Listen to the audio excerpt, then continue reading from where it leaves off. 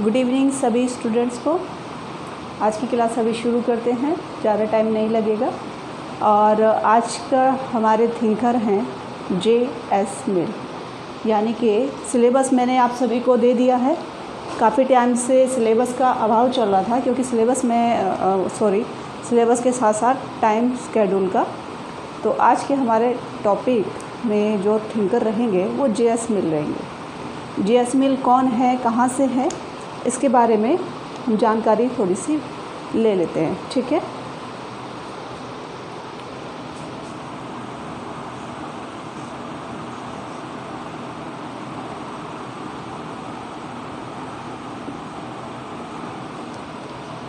हिंदी में भी लिख सकते हैं, या फिर मुझे तो इसी तरह से आदत है लिखने की, लिख लीजिए, ठीक। जे.एस. मिल कौन है? ब्रिटिश नागरिक हैं। उनका जन्म 1806 में हुआ और ब्रिटेन में हुआ। अपने समय में काफ़ी कठिन परिस्थितियों में इन्होंने भी अपनी पढ़ाई जारी की। उनके पिताजी ने इन्हें पढ़ाया और एक अच्छे दार्शनिक, राजनीतिक और आर्थिक विषयों पर पक्ष देने वाले व्यक्ति कौन रहे थे? जे.एस. मिल रहे थे। जे.एस. मिल का जन्म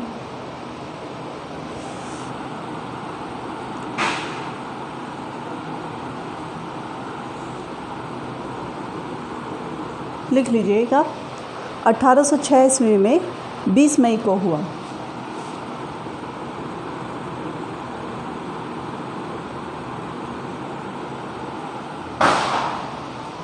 ठीक है, जगह नहीं थी इसलिए वहाँ लिख दिया। और इनकी पढ़ाई के दौरान काफ़ी थोड़ी जो दिक्कतें थी, तो इनके पिता ने जब इनकी शिक्षा शुरुआत की तो शिक्षा के दौरान काफ़ी चीज़ें झेलनी पड़ी। इनके साथ शिक्षा में बेंथम का भी साथ रहा, जो इनको आगे चल कर के कुछ पक्षों पे राजनीति में, जैसे स्वतंत्रता और उदारवाद, उपयोगितावाद जैसे विषयों पर चर्चाएं मिलती रही, ठीक है ना। और जे.एस. मिल क्योंकि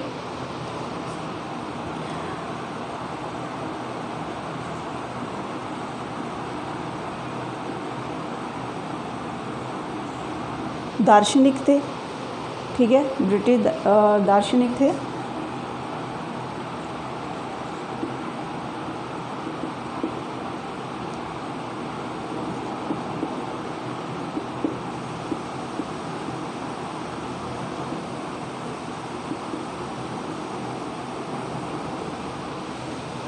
राजनीतिक और आर्थिक या अर्थशास्त्री।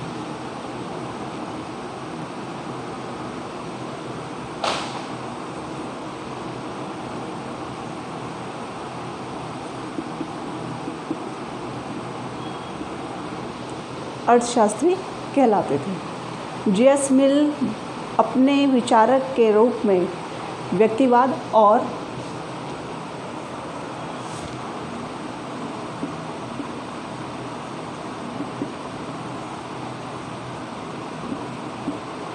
स्वतंत्रता,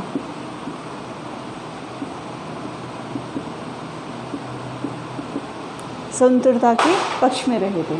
तो ये आप ऊपर लिख लीजिएगा, मैं क्योंकि अभी यहाँ से हटा दूँगी इसीलिए, क्योंकि जगह थोड़ा सा कम है, ठीक है।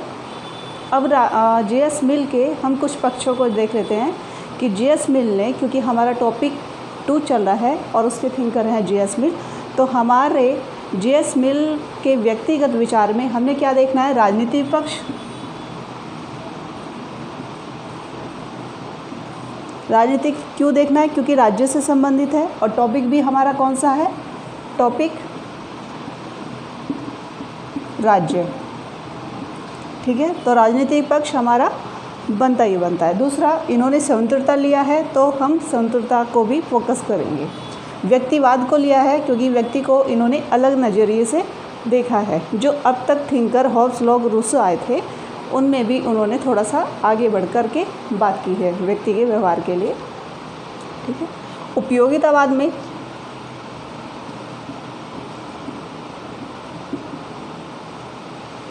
अपने पक्षों को इन्होंने रखा है, पुराने पैटर्न को नकार दिया है, नए सिद्धांत को मान्यता दी है और राज्य का स्वरूप इन्होंने कैसा बताया है, कल्याणकारी।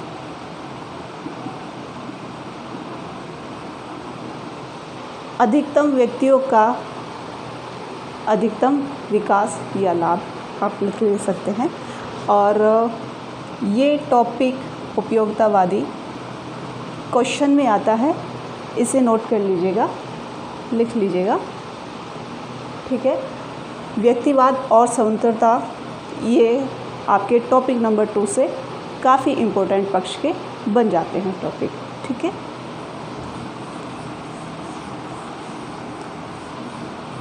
मैंने मिटा दिया है जल्दी क्योंकि थिंकर को पढ़ना है, करना है, तो आप लोग वीडियो को पॉज करके नोट कर लीजिएगा।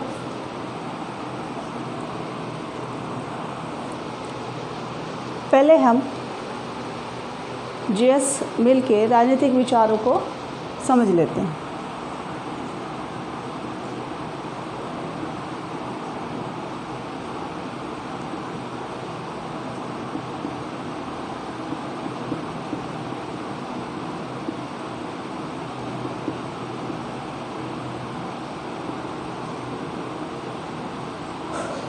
ठीक है, ये राजनीतिक विचार हैं। राजनीतिक विचार में जे.एस. मिल क्या कहते हैं? नंबर 1 पॉइंट,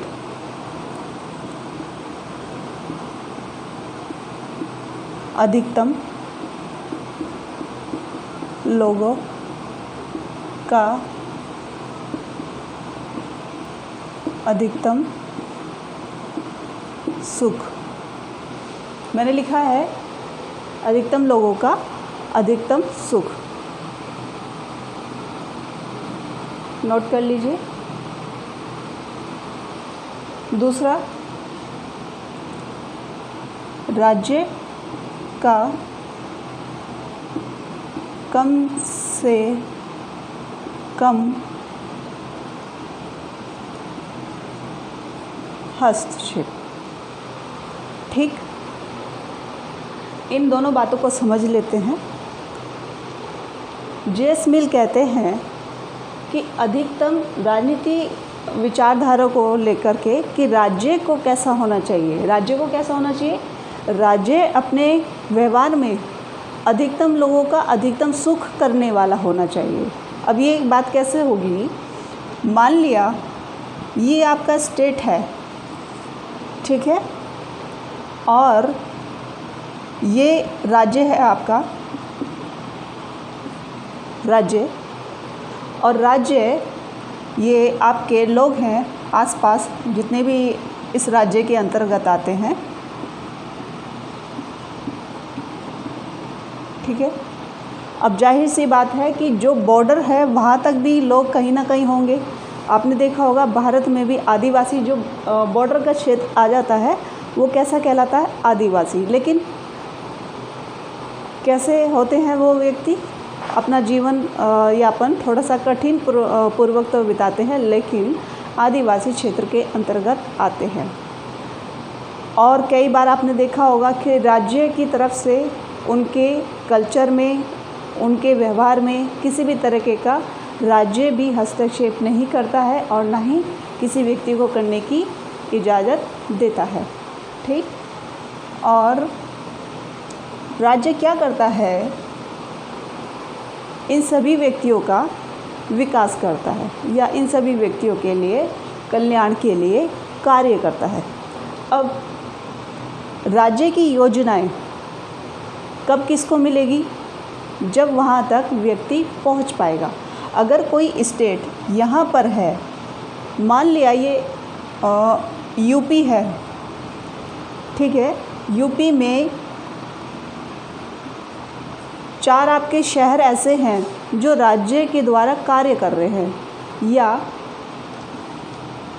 4 डीएम ऑफिस लिख दीजिए, कार्यालय, ठीक है, कार्यालय जो डीएम प्रशासनिक अधिकारी होते हैं, आपके यही व्यक्ति आते हैं जो आईएएस अधिकारी होते हैं। ज़मीनी स्तर पर व्यक्तियों के बारे में कल्याण के लिए जो कार्य या योजनाओं को सफल तरीके से चलाया जाता है वो इनके द्वारा ही चलाया जाता है। अगर इसको हम क्षेत्र को यूपी मान लें और यहाँ पर हम मान लेते हैं कि उदाहरण के तौर पर कि 4 ऐसे शहर हैं जहाँ पे हमने डीएम ऑफिस बनाया हुआ है और डीएम ऑफिस के अधिकारी, ठीक है, लोगों तक जाकर सभी जानकारियाँ प्राप्त करते हैं और उनको सुविधाएं देते हैं। आप दैनिक जीवन में बहुत सारी चीज़ें देखोगे जैसे राशन, ठीक है, दवाई हम कोई भी तब तक ही खरीद सकते हैं जब तक कि सरकार की परमिशन होती है, चाहे वो प्राइवेट है या सरकारी, ठीक है। राशन भी हमारे यहाँ देश में आपने देखा होगा, अगर कोई व्यक्ति गरीब है तो राशन से वो अनाज प्राप्त कर सकता है और कम दाम पर उसे राशन मिल जाया करता है। यह स्कूल है, ठीक है, अस्पताल है, पुलिस है और इसके अलावा रेल संसाधन हो गया, आपका यातायात के साधन हो गए या कृषि भंडार हो गए, जो अपने अपने क्षेत्र में बने हुए हैं। मेरे कहने का मतलब ये है कि राज्य अपने स्टेट में किसी भी सुविधाओं को तब तक ही पहुंचा पाएगा जब तक वहाँ पर सरकारी कोई ना कोई अधिकारी होगा या उनका कार्यालय होगा। फिर वहाँ से ये और भी छोटी छोटी शाखाओं में बंटकर लोगों तक क्या पहुँच जाएगा, काम पहुँच जाएगा। तो सरकार एक तंत्र की तरह काम करती है। ऊपर से आदेश आया, राज्यों में गया, राज्यों में जाने के बाद सभी प्रशासनिक अधिकारियों के पास, प्रशासनिक अधिकारियों ने सभी पंचायत, जिला पंचायत या फिर नगर निगम तक अपनी सुविधाएं दी हैं और वहाँ से परमिशन दी। परमिशन देने के बाद ये आम जनता तक कोई भी सुविधा, चाहे वो अनाज की है या फिर स्कूल की व्यवस्था की या फिर दवाई की या अस्पताल की, लोगों तक प्राप्त हो जाती है। समझ गए? इसी तरह से राज्य और जीएस मिल कहना चाहता है कि अधिकतम लोगों का अधिकतम सुख। राज्य की जिम्मेदारी बनती है कि अधिकतम लोगों तक क्या पहुंचा जाए, अपनी योजनाएं पहुंचाई जाएं और अपने कार्यों को सफल बनाया जाए। ये कैसे संभव, हर चीज़ संभव नहीं है ना। हम लोग कहते हैं कि सरकार की जिम्मेदारी है, लेकिन अगर भारत के आखिर तक कोई ऐसा राज्य है जहाँ पर सरकार भी ज़्यादा हस्तक्षेप नहीं कर सकती, जैसे आपका छत्तीसगढ़, ठीक है, कुछ नक्सलाइड एरिया जो आपने देखा होगा, जो अभी भी इस तरीके के हैं जहाँ पर सरकार भी बहुत हद तक हस्तक्षेप नहीं करती, क्योंकि उन क्षेत्र के लोगों के अपने कल्चर हैं, अपनी संस्कृति है, शिक्षा व्यवस्था भी उसी स्तर की है जहाँ पर क्या होता है, सरकार का एक लिमिट तक हस्तक्षेप होता है, ठीक है। अब दिल्ली वगैरह में बात अलग है, यहाँ पर उस तरीके की कोई भी बात नहीं है। सभी योजनाएं, सभी चीज़ें सुविधापूर्वक चलती हैं। तो सरकार का यहाँ पर योगदान कैसा हो पाएगा, अधिकतम लोगों तक।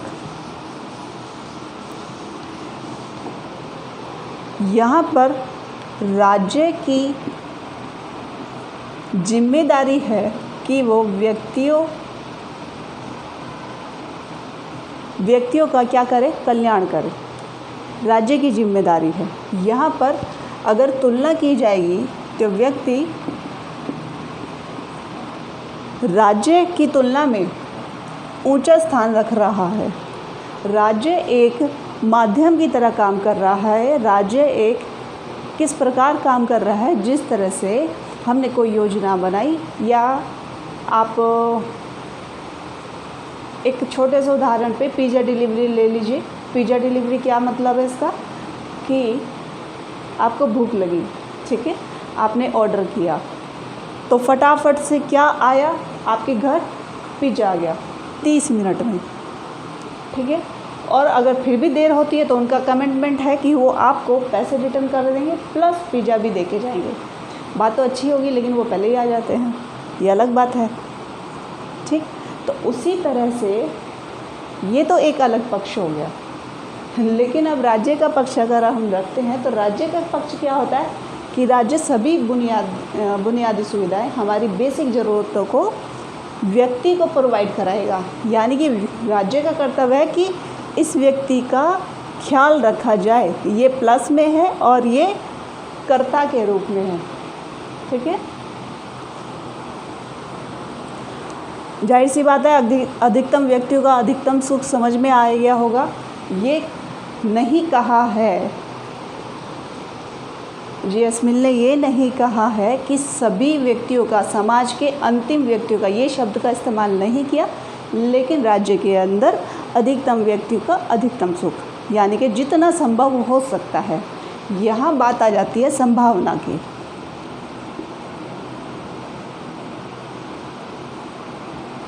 संभव, जितना संभव होता है, राज्य की ड्यूटी है, राज्य का कर्तव्य अधिकतम लोगों का कल्याण करे, अधिकतम लोगों का सुख करे।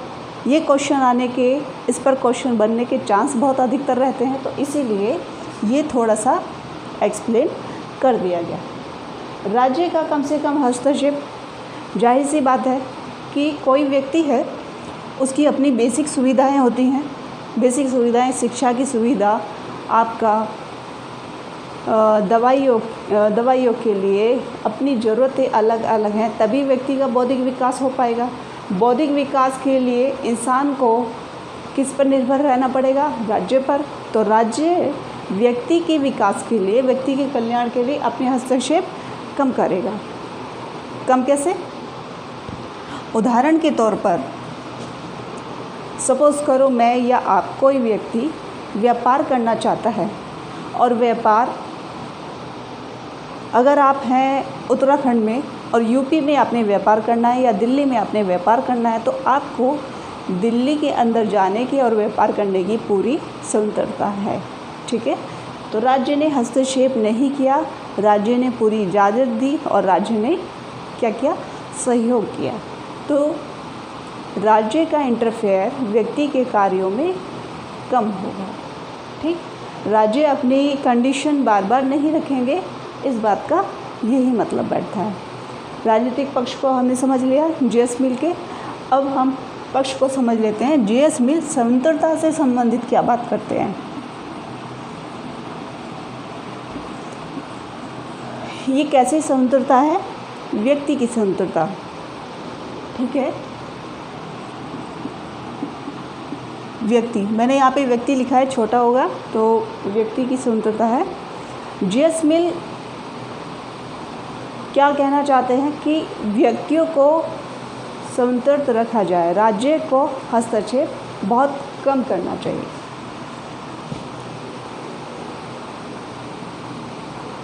व्यक्तिगत स्वतंत्रता के पक्ष में नंबर पॉइंट,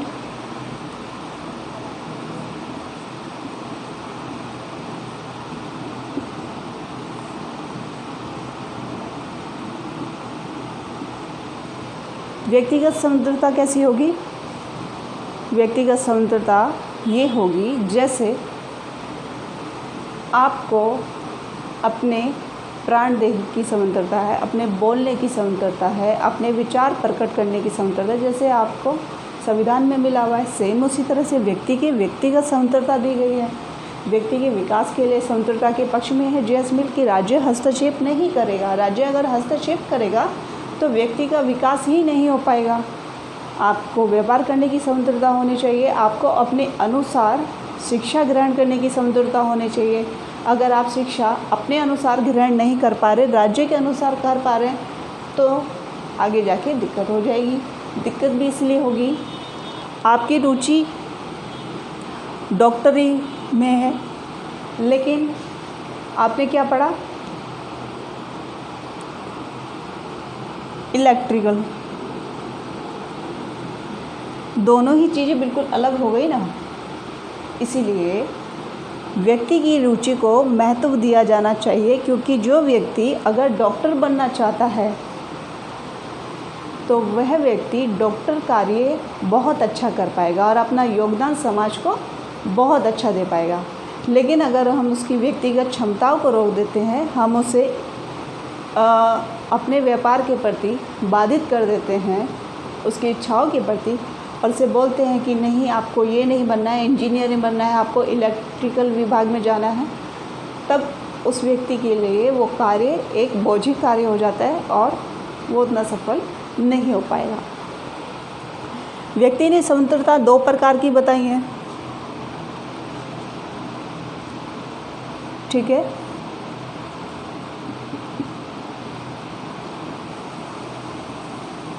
पहली स्वतंत्रता है आत्मपरक स्वतंत्रता, ठीक है। दूसरी स्वतंत्रता होगी अन्य।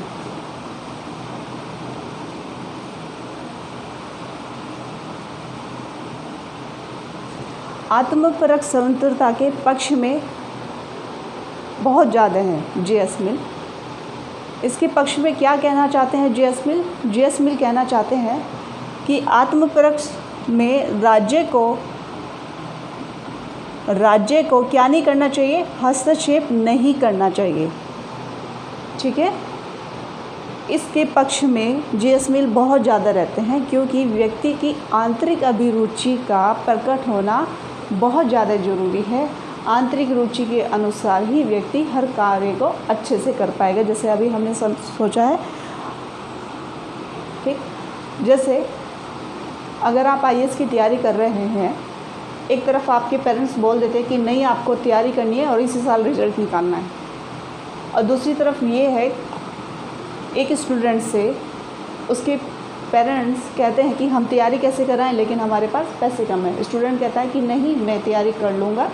परिस्थितियों को विपरीत होने के बावजूद भी स्टूडेंट पढ़ता है और अपना रिजल्ट निकाल देता है, ठीक है। ये तो कहावत भी है कि जब कोई इंसान काम शिद्दत से करता है तो कायनात भी उसके लिए क्या करती है? सहयोग करती है। सेम उसी प्रकार, ठीक है। अन्य प्रकार किस तरह के होंगे? ये सामाजिक कार्य होते हैं।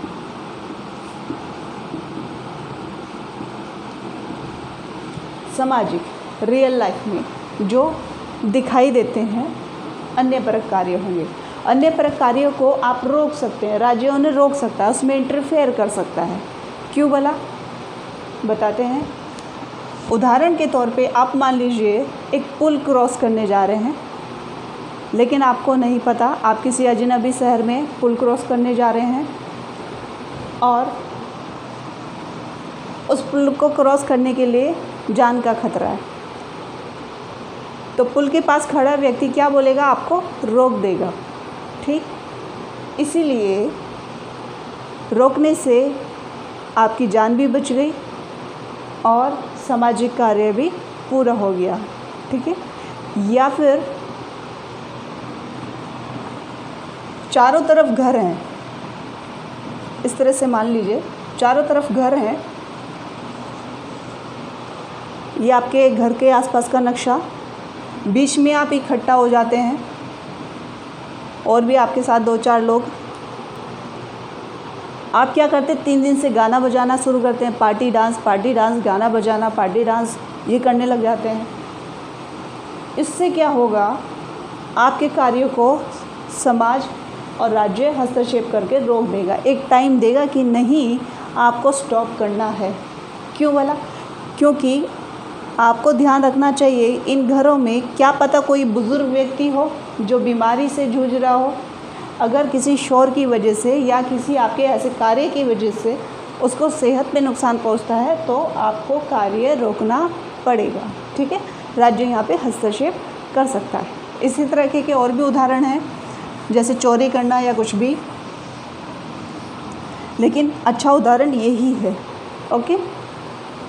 ये स्वतंत्रता से रिलेटेड पक्ष हो गए हैं जो व्यक्ति की स्वतंत्रता जे.एस. मिल ने 2 प्रकार से बताई है। एक आत्मपरक, जिसको जे.एस. मिल ज़्यादा महत्व देता है और राज्य को कम महत्व देता है। दूसरा अन्य परक, इसमें राज्य इंटरफेयर कर सकता है और समाज की भलाई के लिए कार्य कर सकता है, ठीक है। अब तीसरा पक्ष बनता है कि स्वतंत्रता के जो महत्व है वो देखे जाएं। इसी पाठ का है स्वतंत्रता का महत्व।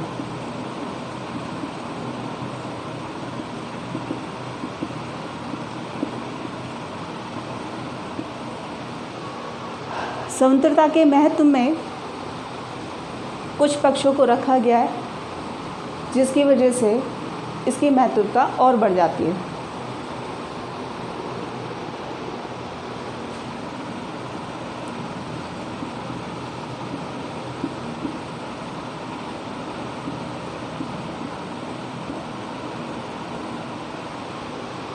आत्मिक स्वतंत्रता यानी कि आत्मिक कैसी होगी, आंतरिक कैसी होगी, ये स्वतंत्रता होगी आपके विचारों की।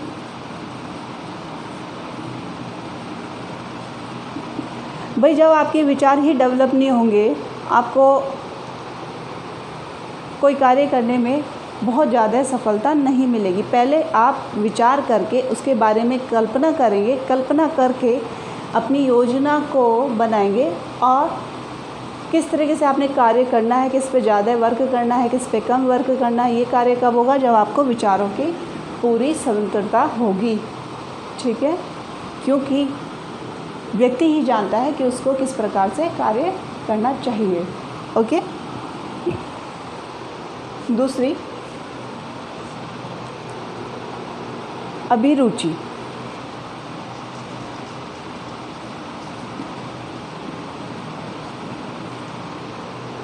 अभिरुचि के पक्ष में थे। अभिरुचि के पक्ष में क्यों? स्वतंत्रता एक पक्ष अभिरुचि का भी तो देती है ना, कि व्यक्ति की जिस चीज़ में स्वतंत्रता मिल जाती है तो उसका इंटरेस्ट और भी बढ़ जाता है। अगर किसी को पढ़ना अच्छा लगता है तो वास्तव में वो और पढ़ के उस कार्य क्षेत्र में बहुत अच्छा योगदान दे सकता है। आपने बहुत बड़े उदाहरण देखे होंगे। गणित में जीरो का आविष्कार हुआ। ठीक है, ये खोज का और पढ़ाई का परिणाम है। बाद में गणित में और आगे जा कर के डेवलपमेंट होता गया।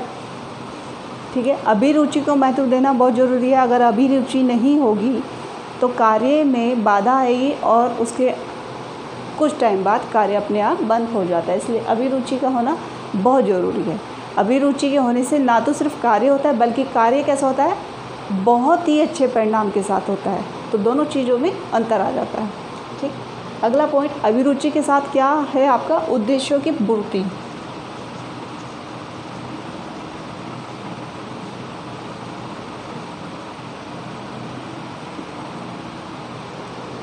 स्वतंत्रता का एक पक्ष बनता है कि आपके उद्देश्य, आपके टारगेट पूरे हो जाते हैं। तो ये एक प्लस पॉइंट हो गया स्वतंत्रता का, जो व्यक्ति को प्रदान की जाती है राज्य के द्वारा। तो इसलिए इसमें इंटरफेयर करना मुनासिब नहीं बनता। इसको थोड़ा सा मिटा देते हैं।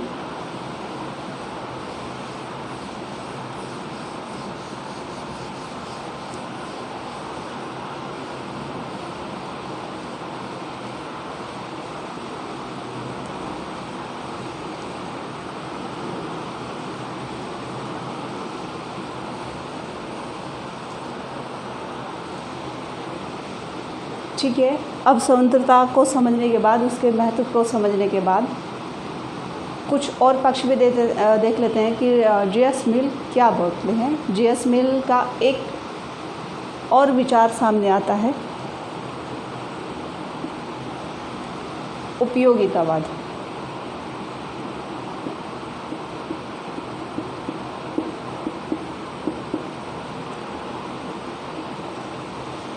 क्या है उपयोगितावाद और क्यों ज़्यादा इसको पढ़ाया जाता है? ठीक है, और उसके लिए कुछ बातों का जानना बहुत ज़रूरी है। उपयोगितावाद का नाम बेंथम के साथ जुड़ा हुआ है, लेकिन बेंथम के बनाए हुए उपयोगितावाद को जे.एस. मिल ने क्या किया? इसमें चेंज किया। इसके मिल ने क्या किया? इसमें चेंज किया। ठीक है, लिख लीजिएगा, बना लीजिएगा अपने तरीके से भी।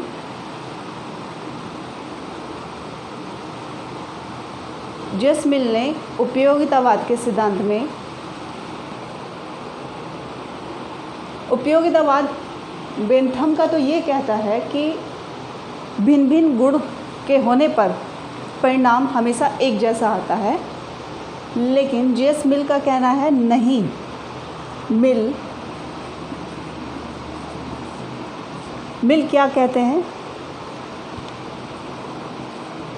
भिन्न भिन्न गुण होने पर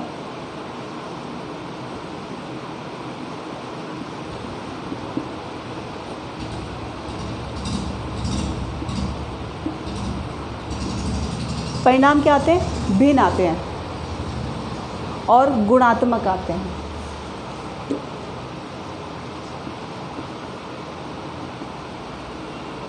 गुणात्मक क्या से होंगे, गुणात्मक प्लस में, यानी कि अच्छे परिणाम के साथ होता है और विकास में भी होता है, नैतिक सुख भी होता है।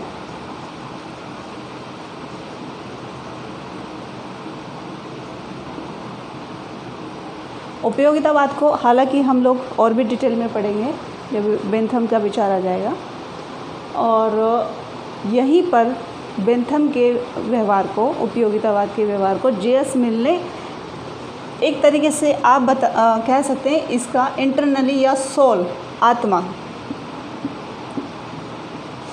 आत्मा के पक्ष को ज़्यादा समझा है, उसके पक्ष को वैल्यू ज़्यादा दी है, ठीक है।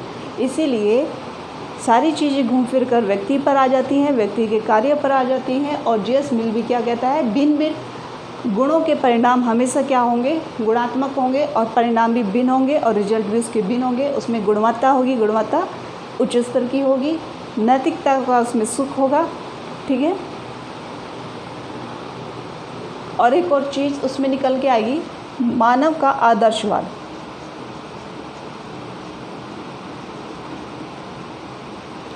आदर्शवाद के पक्ष उसमें झलकते हैं, और भावनाएं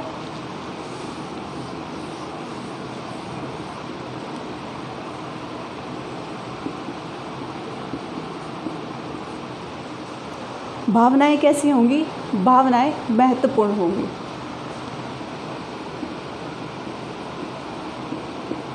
किसकी भावनाएं महत्वपूर्ण होंगी, व्यक्ति की भावनाओं को महत्वपूर्ण समझा जाएगा, आदर्शवाद की तरफ समझा जाएगा। आदर्शवाद हमारा कैसा होता है, आदर्शवाद हम उसे कहते हैं जिन मान्यताओं पर व्यक्ति जन्म जात चल के आ रहे हैं, मान रहे हैं और कहीं ना कहीं सामाजिक विकास में है, वो आदर्शवाद अधिकतर हम लोगों के मान्य होते हैं, हम लोगों के जीवन से जुड़े होते हैं। आदर्शवाद तो कुछ व्यक्तियों को ही आदर्श बनाते हैं, और ये डिपेंड करता है कि कोई अपना आदर्श कैसा बनाता है, गलत या सही, ये एक अलग पक्ष हो जाता है। लेकिन आदर्शवाद, यहाँ हम सही के पक्ष की बात कर रहे हैं, आत्मा की बात कर रहे हैं। और भावनात्मक कैसा होगा, जहाँ व्यक्ति का इंटरनली अटैचमेंट, जुड़ाव ज़्यादा होगा।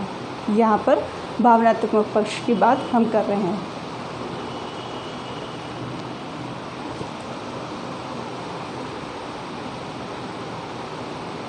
एक और भी बात थी, पुराना उपयोगितावाद कैसा था, सार तत्व नहीं था।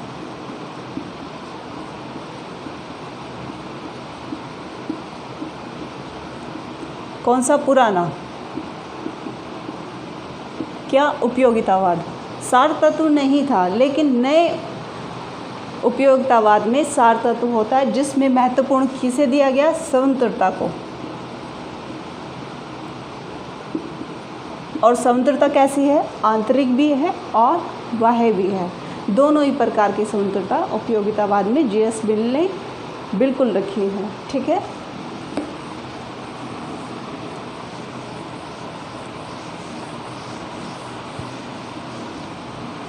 अभी आपने टॉपिक 2 में जो भी थिंकर पढ़े हैं, थिंकर पढ़ने पर आपने ये चीज़ देखा है कि हॉब्स, लॉक, रूसो के बाद जो विचारों में क्या आता चले गया, विचारों में विकास आता चले गया,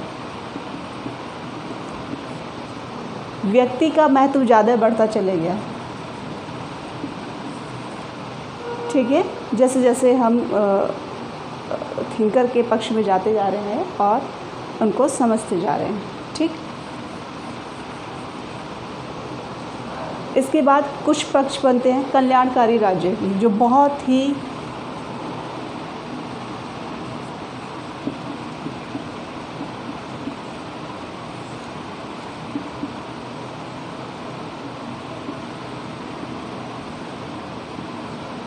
कल्याणकारी क्या है, राज्य है। कल्याणकारी राज्य क्यों महत्वपूर्ण है? पहली बात तो यह है कि जेएस मिल का नाम आते ही आप 2-4 चीज़ों को हमेशा याद रखिए। व्यक्ति, स्वतंत्रता, आंतरिक,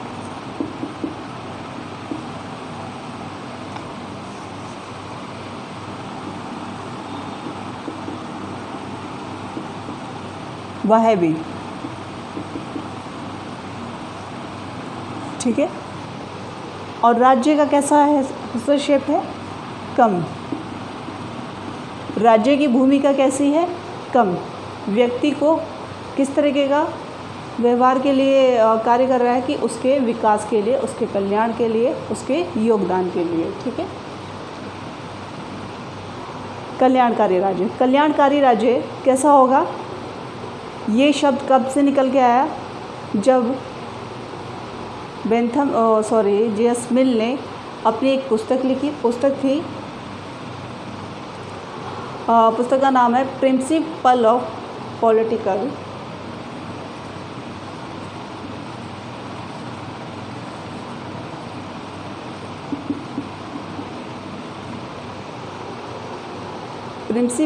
पॉलिटिकल इकोनॉमी।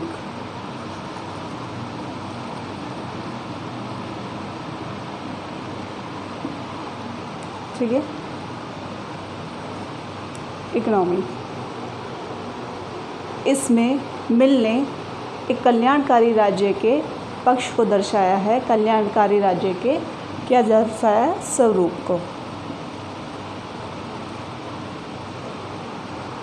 ठीक है। तभी से कल्याणकारी राज्य के पक्ष को ज़्यादा महत्व दिया जाने लगा।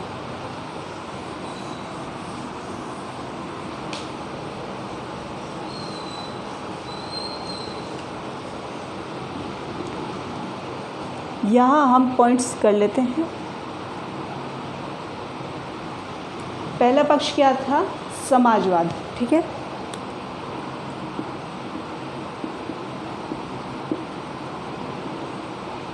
जेएस मिल ने जब प्रिंसिपल ऑफ पॉलिटिकल इकोनॉमी लिखी अपनी पुस्तक, तो कल्याणकारी राज्य के बारे में अपने विचार प्रस्तुत किए। समाजवाद की क्या की? उन्होंने आलोचना।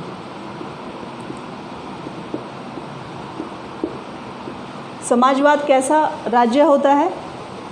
समाजवाद में व्यक्ति का महत्व राज्य के लिए होता है। और यहाँ पे जेएस मिल कैसे व्यक्ति है? व्यक्ति की स्वतंत्रता पर, व्यक्ति की आंतरिक बाह्य स्वतंत्रता पर, और व्यक्ति को महत्व ज़्यादा देता है, राज्य को कम। तो समाजवाद कैसा है? जस्ट इसका अपोजिट। यहाँ पर राज्य का महत्व ज़्यादा बढ़ जाता है और व्यक्ति का घट जाता है। जैसे उदाहरण के तौर पर आप चीन को ही देख लीजिए, या कुछ तानाशाही राज्य उसमें आ जाते हैं। वहाँ पर व्यक्तियों का कोई महत्व नहीं रहता। राज्य अगर ये महसूस करेगा कि किसी व्यक्ति की वजह से राज्य को नुकसान है या उसकी तरक्की में बाधा है, तो उसको वहाँ से देश से भी निकाला जा सकता है, या फिर उसके किसी अपराध पर उसको मृत्युदंड तक दे दिया जाता है। राज्य ये डिसाइड करता है। और साम्यवादी देशों में जो भी व्यक्ति जीवन भर कार्य करता है, वो किसको समर्पित हो जाते हैं? उसके व्यक्तिगत विकास के लिए नहीं, बल्कि राज्य के लिए, ठीक है। दूसरा, कल्याणकारी राज्य में किसको महत्व दिया? शिक्षा को।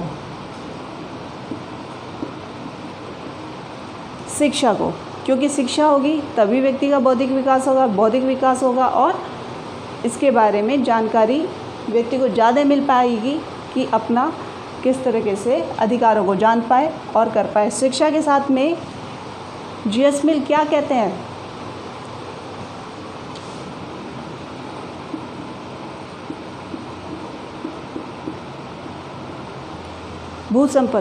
भूसंपत्ति की सीमाएं निर्धारित कर दी गई हैं, ठीक है।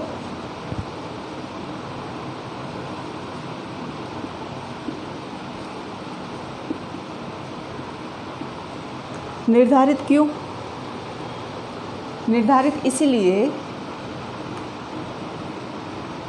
निर्धारित इसलिए कर दी गई हैं ताकि प्राइवेटाइजेशन को रोका जा सके और उसमें एक बैलेंस बना रहे।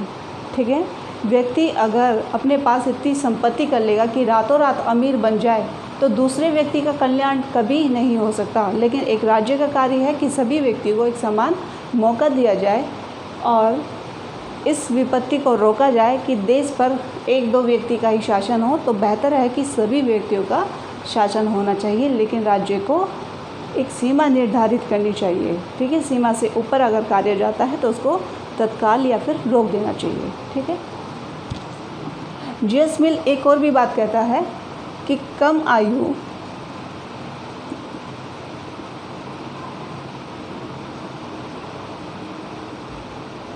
बच्चों को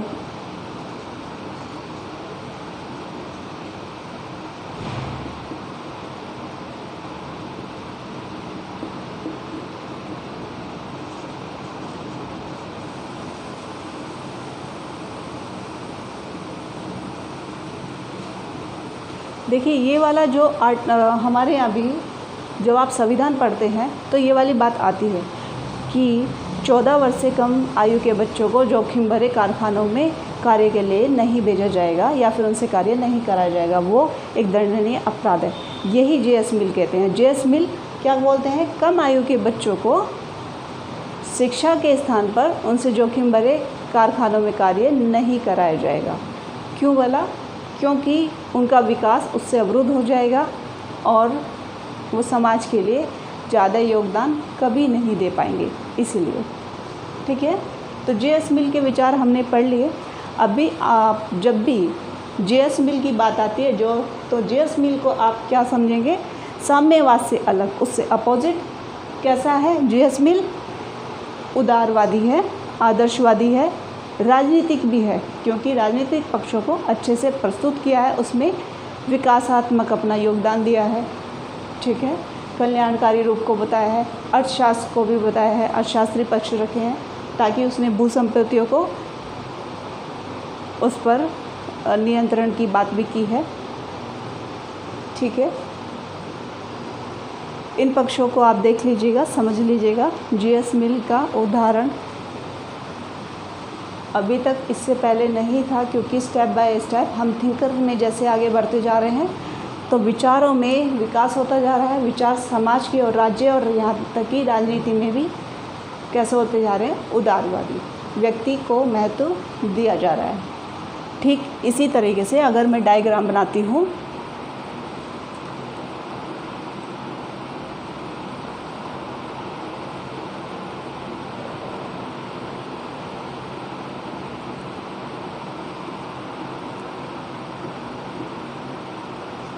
ठीक है, और यहाँ पे है राज्य। राज्य की भूमिका कम है और व्यक्ति के लिए क्या हो रहे हैं? विकास कार्य बढ़ते चले जा रहे हैं। लेकिन योगदान किनका रहेगा? योगदान रहेगा थिंकर्स का। जब कोई व्यक्ति अपनी